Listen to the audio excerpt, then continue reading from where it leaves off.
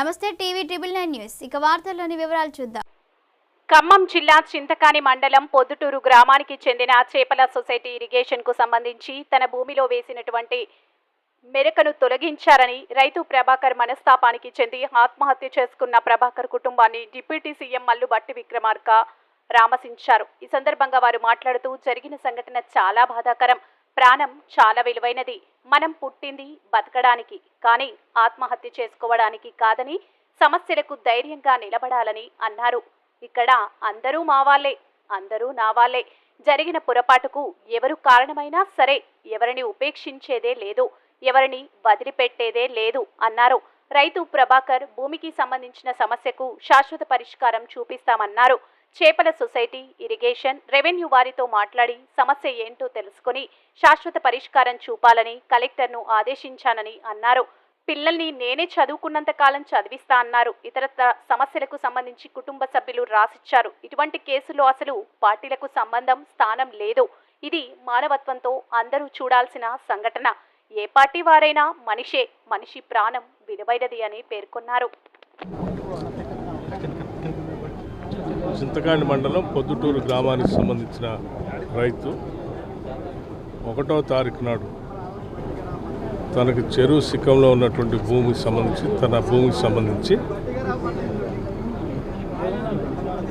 అక్కడ ఉన్నటువంటి చేపల సొసైటీ వాళ్ళకి సంబంధించి, ఇరిగేషన్ సంబంధించి తన భూమిని వేసినటువంటి మెరకని తొలగించారని చెప్పి మనస్తాపానికి గురై తను ఆత్మహత్య చేసుకున్నట్టుగా వీడియో ద్వారా, మిగతా వాటి ద్వారా తెలుస్తా ఉంది. వారి తండ్రి గారితో మాట్లాడాను, ఆయన శ్రీమతితో మాట్లాడాను, పిల్లలతో మాట్లాడాను. జరిగిన సంఘటన చాలా బాధాకరం. ప్రాణం చాలా విలువైంది. మనం పుట్టింది బతకటానికి కానీ చావటానికి కాదు. ఎంత పెద్ద సమస్యలున్నా ఎక్కడో దగ్గర పరిష్కార మార్గం చూసుకొని బతకడం కోసం ప్రయత్నం చేయాలి తప్ప ఎవరూ ఇటువంటి చర్యలకు పాల్పడవద్దని చెప్పి నేను ముందుగా విజ్ఞప్తి చేస్తున్నాను. అలాగే ఇతను ఆత్మహత్యను పురిగొల్పి దానికి దారితీసిన పరిస్థితులు కల్పించిన వ్యక్తులు ఎవరైనా సరే, ఎంత పెద్దవాళ్ళైనా సరే, నిష్పక్షపాతంగా ఎంక్వైరీ చేసి బాధ్యులైనటువంటి వారిపైన చట్టపరంగా చర్యలు తీసుకునేటట్టుగా పూర్తి స్థాయిలో సంబంధిత పోలీసు అధికారులందరికీ ఆదేశాలు ఇవ్వటం జరిగింది. ఇక్కడ అందరూ మా వాళ్ళే, అందరూ నా వాళ్ళే. జరిగినటువంటి పొరపాటుకి ఎవరి కారణమైనా సరే ఎవరిని ఉపేక్షించేది లేదు, ఎవరిని వదిలిపెట్టేది లేదు.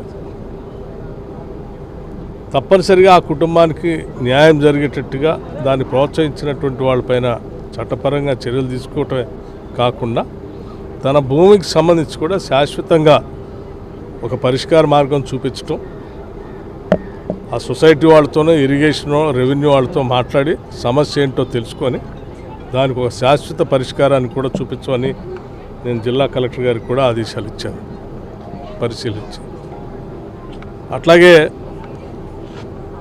పిల్లలు చదువుకోవటానికి కూడా వాళ్ళు చదువుతున్నటువంటి కళాశాలకు సంబంధించి చదువుటానికి కావాల్సినటువంటి సహాయ సహకారాలన్నీ కూడా ఏర్పాటు చేస్తానని చెప్పాను. నేను పిల్లలు బాగా చదువుకోవాలని నేను మనస్ఫూర్తిగా కోరుకుంటున్నాను. వాళ్ళు చదువుకున్నంతకాలం వాళ్ళని చదివించడం కోసం ప్రయత్నం చేస్తాం. దీంట్లో ఏం ఇబ్బందులు. అట్లాగే ఇంకా ఇతరత్ర ఏదైనా సమస్యలు ఉంటే కూడా వారు నాకు పిటిషన్ రాసిచ్చారు. వాటన్నిటిని పరిశీలన చేసి ఆ కుటుంబానికి తగు న్యాయం చేస్తాను. హాయ్ అండి, అందరికీ నమస్కారం. నేను మీ జబర్దస్త్ రాజమౌళి. మార్పు మీడియాతోనే సాధ్యం అనే ఒక గొప్ప నినాదాన్ని తీసుకున్నటువంటి టీవీ 999 న్యూస్ ఛానల్ వాస్తవికతను మీ ముందుస్తూ ప్రతి ఒక్క అంశాన్ని ప్రజలకు చక్కగా తెలియజేసేటువంటి news channel TV 999 Telugu news channel. ప్రతి ఒక్కరూ ఈ యొక్క అంశాలను, ఇందులో వచ్చేటువంటి విషయాలను లైక్ చేయండి, షేర్ చేయండి, సబ్స్క్రైబ్ చేయండి. వార్తలు ఇంతటితో సమాప్తం. మళ్ళీ తిరిగి ప్రసారం అయ్యే టీవీ 999 న్యూస్లో కలుద్దాం. అంతవరకు సెలవు.